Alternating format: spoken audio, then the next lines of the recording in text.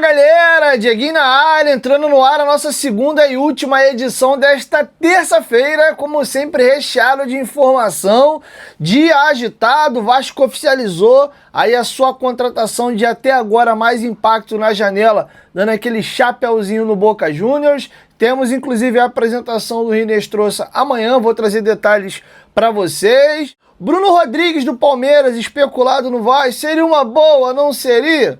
Vou debater isso com vocês aqui. Mais um jogador encaminhando a saída do Vasco.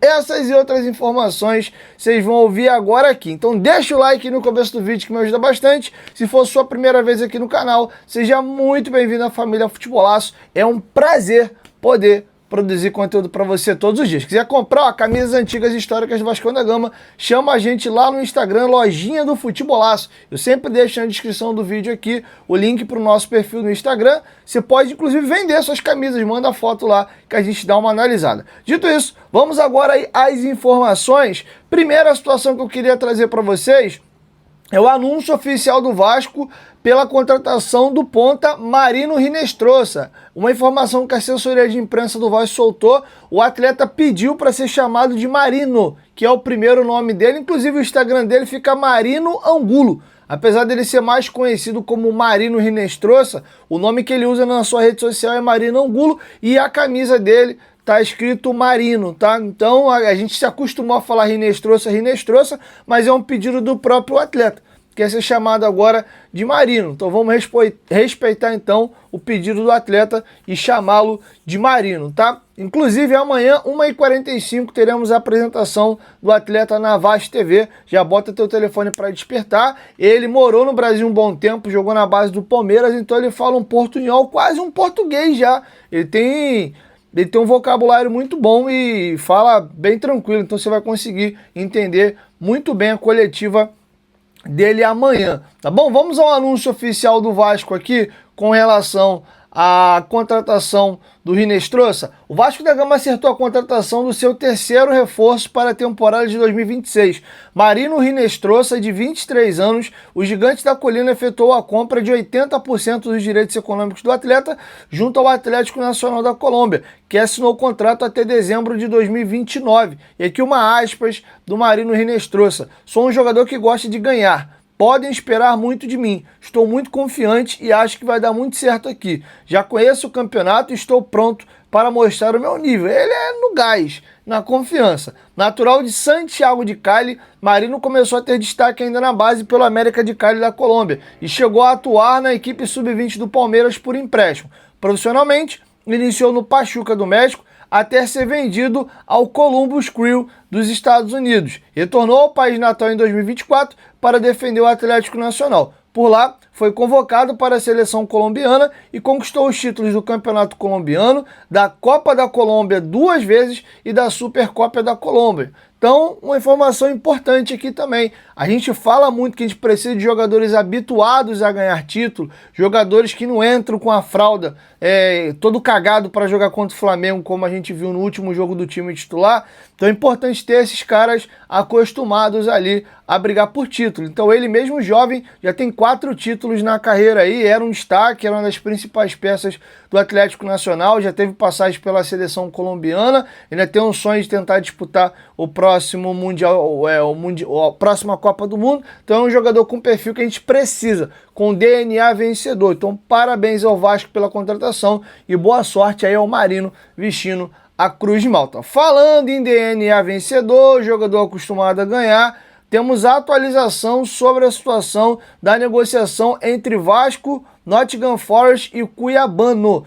O Nottingham continua um pouco irredutível com relação a essa questão de só fazer negócio com o Brasil pelo atleta por venda, e o Vasco está mudando a conversa. No primeiro momento era empréstimo, o Vasco agora já está propondo: pô, faz o seguinte, cara, bota a obrigação de compra. Não precisa ser opção não, obrigação. Não sabemos aí da quantidade de jogos, mas se ele jogar 45 minutos, uma quantidade X de jogos, o Vasco é obrigado a comprar. Então é praticamente, inclusive ele vem para ser titular, a não ser que o jogador acabe não tendo um bom desempenho no Vasco, que eu acho pouco provável.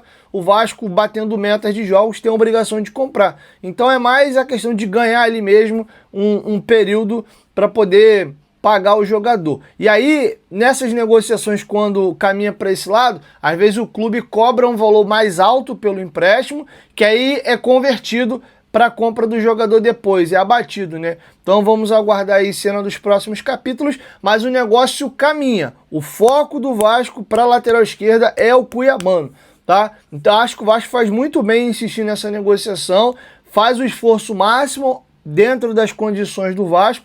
Ninguém pode ser irresponsável, mas eu acho que é um jogador que mudaria de patamar a defesa do Vasco. A gente precisa de jogadores com o perfil do Rinestrosa, do Andrés Gomes, do Cuiabano, do Paulo Henrique. O próprio Brenner. A gente começa a ter jogadores com força, com saúde e com energia, tá? A gente dá para ter um Nuno, um Coutinho, tá? Um GB, um JP, um jogador desse jogando no meio de outros correria.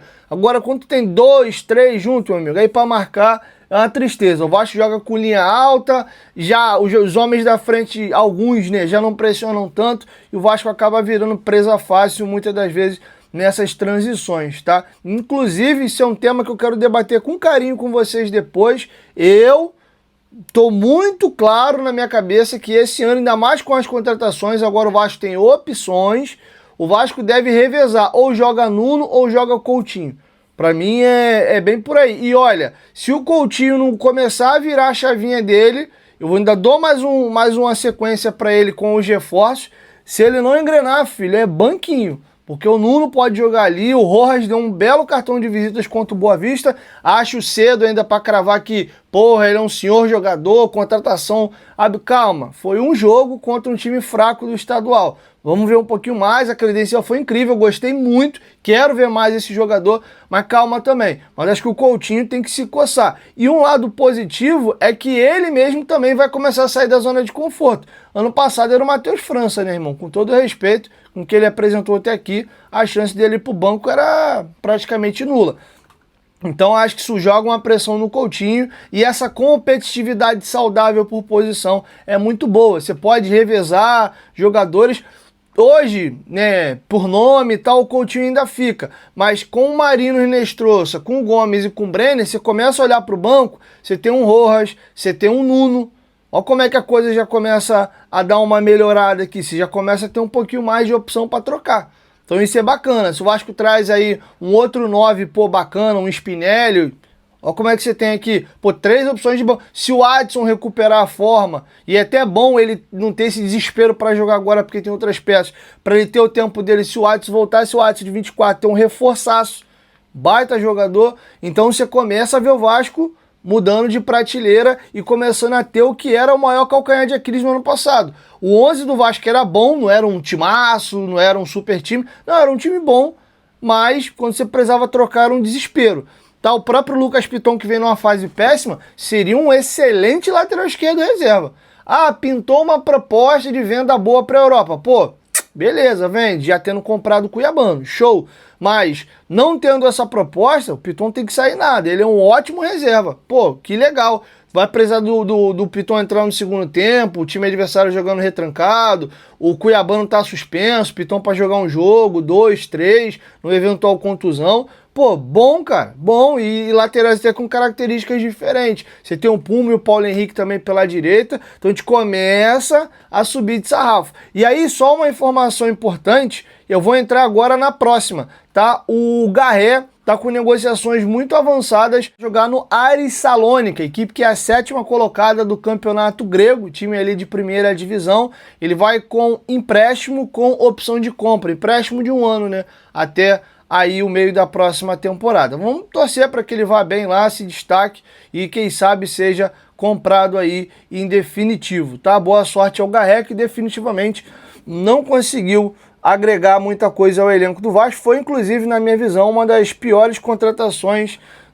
do Vasco na era aí do presidente Pedrinho. Garré, Maxime, Jean Davi, Lloyd, para mim foram as 4 piores contratações, tá? Já do Admar para cá a coisa teve uma subida substancial. Beleza? Para finalizar, galera, vou tratar isso aqui como especulação e não como uma negociação de fato. Mas, dando os créditos aqui, vou focar mais até na minha opinião. Os companheiros na torcida vascaína trouxeram a informação de que o Vasco tem negociação avançada para contratar o atacante Bruno Rodrigues do Palmeiras. Independente de negociação, vou dar aqui opinião e vou trazer algumas informações. Não estou confirmando que essa negociação existe, mas vou dar os meus centavinhos aqui com relação à minha visão. O Bruno Rodrigues, ele é um jogador de 2 temporadas. Ele teve uma passagem muito boa no Cruzeiro, principalmente na Série B, depois emendou uma outra boa temporada, chamando a atenção do Palmeiras, que o comprou. Ali entre 22 e 23, após o Cruzeiro voltar para a primeira divisão junto com o Vasco. Só que o Bruno Rodrigues, coitado, ele teve 2 lesões, uma em cima da outra, e lesões graves. Ele teve uma lesão, inclusive, raríssima, que foi a mesma lesão que o Ronaldo Fenômeno teve na Inter de Milão. Lembra do Ronaldo pedalando e a patela dele explodindo? Que ele vai pedalando e a perna dele abre e ele cai? O Bruno Rodrigues teve essa mesma lesão, tá? Em janeiro, só pegar aqui, em janeiro de 2024, ele sofreu uma ruptura do ligamento do joelho, numa partida do Campeonato Paulista ali contra a equipe da Inter de Limeira. Isso foi em janeiro de 24. Quando chegou em maio, ele, pouco antes de retornar desse problema do joelho, ele rompeu o tendão patelar num jogo treino, tá? Essa lesão é bem grave, ele só foi voltar aos campos no final do ano passado. Ele ficou mais de um ano afastado dos gramados, ele tem contrato com o Palmeiras até dezembro de 25, o Palmeiras pagou 25 milhões de reais para comprar ele do Cruzeiro, ele estava realmente bem vestindo a camisa do Cruzeiro, mas eu confesso que se essa negociação for sacramentada, pelo histórico de lesão, ele é um jogador que vai fazer 29 anos de idade, ele é ponta esquerda, o Vasco está com boas opções hoje para as beiradas. Sinceramente, não me agrada não. Não me agrada não. Menos mal que é por empréstimo, se realmente concretizar. Vamos a alguns números aqui do Bruno Rodrigues. Temporada 19-20, entre Campeonato Paulista, Copa do Brasil, Campeonato Paulista, Copa do Brasil e o Campeonato da Série B, ele fez 47 jogos, 11 gols e 11 assistências. Pô, números bons pra caramba. Legal. Agora vamos para a temporada 2020-2021. Ele já teve os seguintes números, apenas 6 jogos. Apenas 6 jogos ali, 4 no Paulista, 1 na Série A e na Libertadores. Aí, temporada depois, 21-22, ele já voltou a ter uma temporada brilhante. 58 jogos, 12 gols e 7 assistências. São 19 participações em gols em 58 jogos. Pô, foi muito bem. 33 jogos pelo Campeonato Português, 5 jogos, 4 gols. Depois veio para a Série B no Palmeiras. No Cruzeiro, 18 jogos, 4 gols e 3 assistências.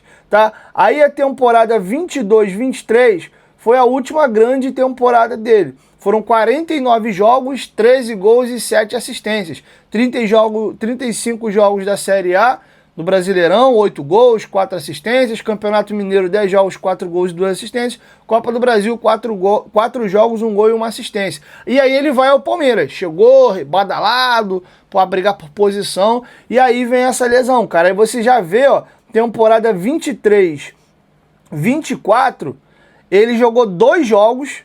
Temporada 2024-2025, após o retorno da contusão, ele fez 11 jogos e marcou 2 gols. Gols esses, inclusive, no próprio Campeonato Brasileiro. Ele fez 10 jogos da Série A do Brasileiro e jogou 1 jogo só na Libertadores. E essa temporada agora, o Palmeiras tem jogado com alguns times alternativos nesse início de Paulistão e ele tem 3 jogos e nenhum gol, tá? O Bruno Rodrigues, lá do Cruzeiro, pô, era um jogador interessante. Não acho que é um jogador que chegaria para ser titular do Vasco, chegaria para brigar por posição, para ser um complemento de elenco, mas seria um bom reforço. Se a galera desse mole ali, ele podia até furar essa fila. Ele joga de ponta esquerda, mas joga como um 9 móvel também. Mas, cara, ele teve uma lesão de ligamento e rompeu a patela do joelho, velho. Vamos ver, tá? Tô dando os créditos aqui pros companheiros da torcida vascaína, mandar, ó, um abração pro Léo, eles têm feito um trabalho bem legal. Tô dando mais a minha opinião aqui do que propriamente informação. Eu não vejo com muito bons olhos essa negociação não, tá? Acho inclusive que o David já está adaptado, já tem alguns serviços prestados ao Vasco, apesar de estar muito mal. Acho que o David está mal também, um pouco pelo aquele desespero de... É a impressão que eu tenho, de que ele tem que mostrar alguma coisa, ele entra faltando 10, 20 minutos, e ele entra querendo fazer tudo e acaba não fazendo nada, se embanando. Eu tô sentindo ele um pouco assim. Ele teve na bica para sair do Vasco aí pro Vitória, então eu acho que ele tá um pouco agoniado. Mas se ele acabar ficando no Vasco, tendo essa tranquilidade de jogar a temporada, eu acho que o David é uma peça útil. Mas, enfim, vamos aguardar a cena dos próximos capítulos aí, beleza? Então é isso, galera. Assim eu fecho com vocês a nossa segunda e última edição. Amanhã eu volto com mais informações. Beijo no coração de vocês. Saudações vascaínas. Valeu! Fui!